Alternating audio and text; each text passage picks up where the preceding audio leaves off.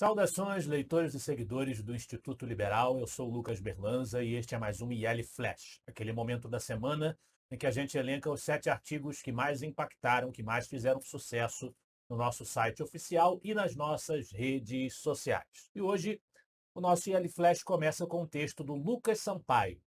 Javier Milei, libertário, conservador ou polemista? O texto é bastante equilibrado. Ele tenta fazer uma apreciação do que realmente significa, do ponto de vista de pensamento, do ponto de vista ideológico, a figura do candidato à presidência favorito na Argentina, Javier Milei. E no final, o texto termina com mais dúvidas do que certezas. Ele afirma que o Milei está bem longe de ser o radical, o extremista que a imprensa diz que ele é, que ele teve e tem um papel fundamental na divulgação das ideias liberais e libertárias num dos países que mais precisam dessas ideias, como é o caso da Argentina, mas, ao mesmo tempo, ele coleciona pensamentos e posicionamentos que o autor considera confusos e contraditórios, o que gera incerteza sobre como seria um eventual governo Milei.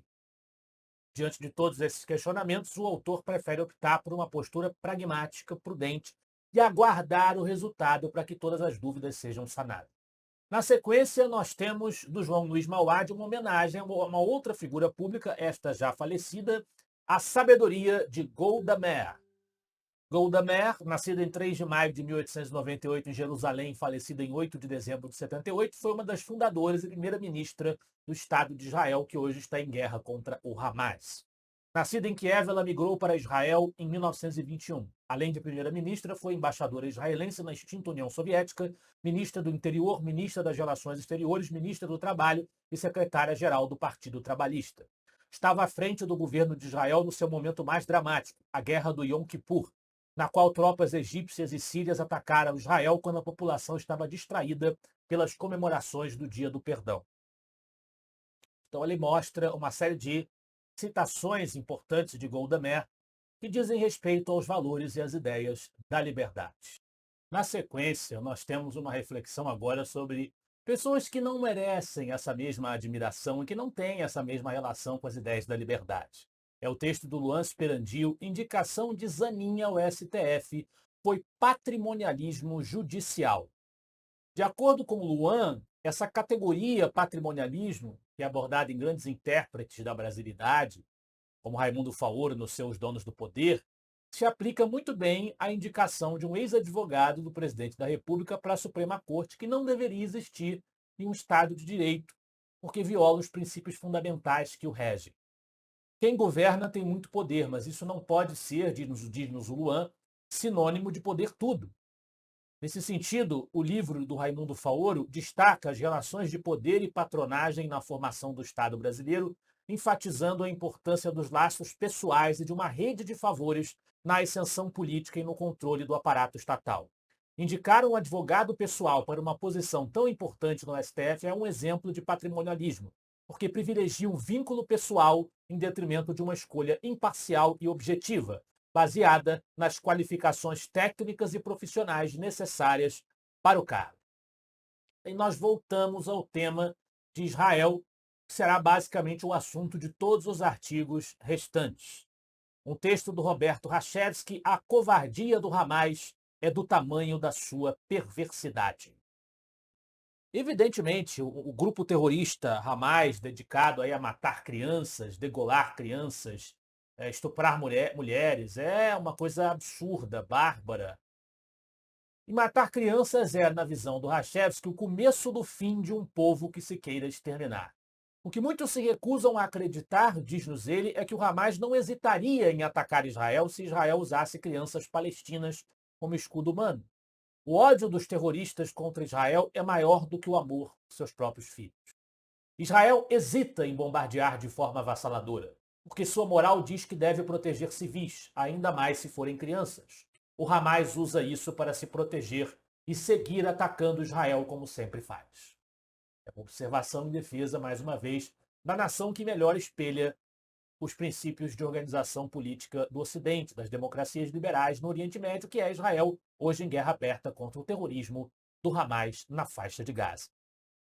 Na sequência, temos um texto da página Liberalismo Brazuca. Não se negocia com terroristas. Eles fazem menção ao fato de que essa frase, não se negocia com terroristas, é talvez a mais assertiva da história em se tratando de política. Muitas vezes as lideranças políticas dizem e disseram isso. Ao negociar com terroristas, dá-se legitimidade a esses terroristas como interlocutores. Legitima-se um lado que usa o ataque direto a inocentes e civis como estratégia das suas organizações, qualquer que seja a organização de que se trate. O texto até diz que Israel merece críticas, várias ações institucionais contra civis palestinos, e até mesmo israelenses de origem não judaica, é a opinião do autor do artigo, porém nada disso legitima ações de grupos terroristas como Hamas.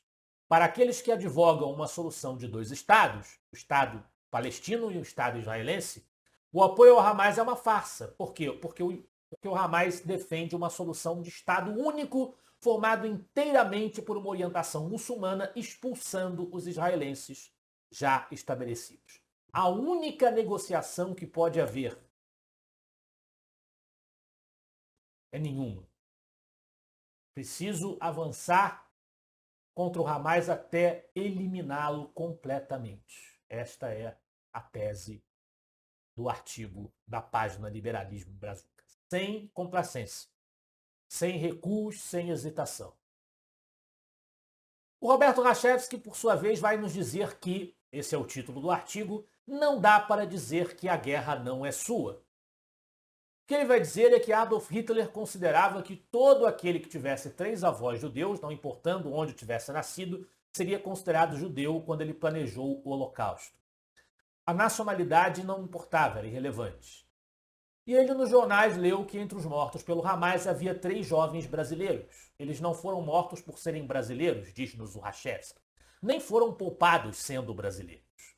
Eles foram mortos por serem judeus ou parecerem judeus aos olhos de seus assassinos bárbaros.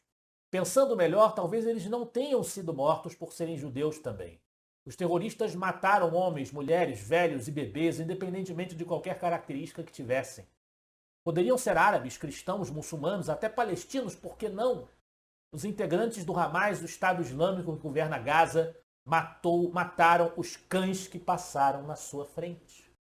O alvo dos ataques foram os judeus. Os outros são danos colaterais, que no caso desses terroristas servem de troféu para eles se jactarem.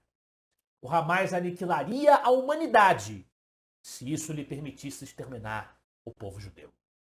Essa é a reflexão que o Rachevsky deixa sobre essa bárbara violência perpetrada pelo grupo terrorista Hamas. Na liderança do Yali Flash de hoje, de autoria do João Luiz Mauad, transigir com o fanatismo é suicídio. Ele nos diz que Israel não está diante de um inimigo que pretenda persuadi-la de alguma coisa ou que esteja atrás de qualquer barganha. Seus objetivos não são econômicos ou políticos. O propósito dos jihadistas do Hamas é meramente destrutivo. Por isso que não há negociação. Estão envolvidos numa guerra santa, justificada unicamente pelo ódio contra os chamados infiéis. Sua primeira missão é a completa extinção do Estado de Israel. Do alto de um inabalável sectarismo, enxerga o povo judeu como a personificação do mal em sentido absoluto. O terrorismo, ao contrário do que muitos pensam, não é a arma dos oprimidos, mas dos intolerantes. Por isso é algo que deveríamos, ao menos todos aqueles para quem a liberdade é um valor sagrado, combater com determinação, pois transigir com a intolerância e com o fanatismo é suicídio. O inimigo não é o povo palestino ou o mundo islâmico inteiro, mas o voluntarismo ideológico e religioso de jovens fanáticos, muito bem doutrinados e treinados por uma súcia de mentes assassinas. Não é difícil enxergar que este enxame de fanáticos fundamentalistas cresceu à sombra da mais completa e absoluta complacência de um Ocidente paralisado pelo veneno ideológico das viúvas de Marx, cujos sintomas múltiplos vão desde o antiliberalismo até o antissemitismo, passando pelo anti-americanismo visceral. Faço minhas as palavras de João Mauad neste artigo. Esse foi o nosso Yali Flash de hoje. Eu espero que vocês gostem dos artigos e dos debates proporcionados pelo Instituto Liberal. Semana que vem estaremos de volta. Afinal de contas, para nós, você é a parte mais importante da sociedade. Até a próxima.